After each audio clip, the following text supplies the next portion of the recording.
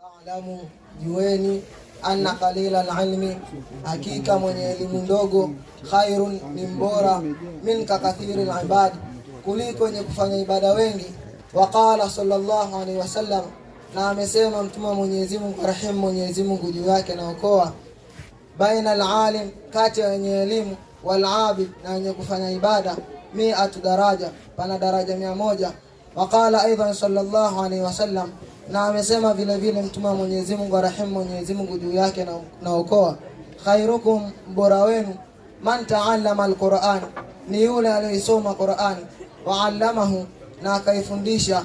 Akhraja Bukhari, ameitoa hadithi hii Bukhari, hadithi nambari 5027.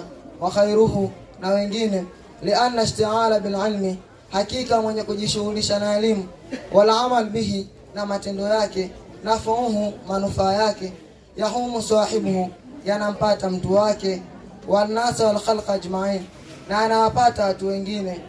Fal ilmi, elimu, yabqa, ni yenye kubaki, atharuhu baada mauti sahibuhu, athari yake baada ya kufa mtu wake. Wa khairuhu minan nawafir, na mengine katika baadhi ya sunna, tanqatau bi mauti sahibihi, ukatika kwa kufa mtu wake.